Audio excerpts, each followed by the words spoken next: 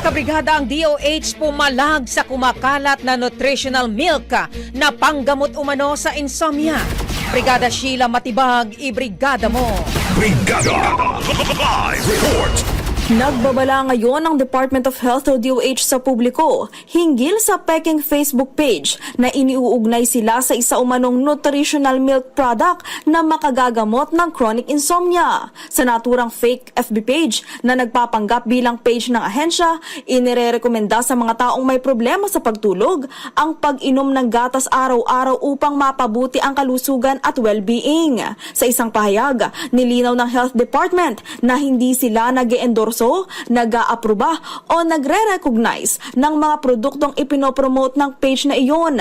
Binigyang diin din ito na ang insomnia ay may multiple causes at walang agarang lunas. Nangangailangan umano ito ng effective treatment, mga therapy at iba pa. Samantala, naipaalam na ng ahensya sa Department of Information and Communications Technology o DICT ang tungkol sa peking social media page para sa pagpapatanggal dito.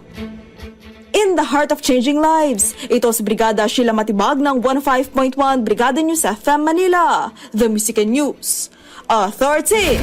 Ang bahaging ito ay hatid sa atin ng Yummyvit ES3 Syrup. Simulang tuparin ang pangarap ng iyong anak. And stunting now,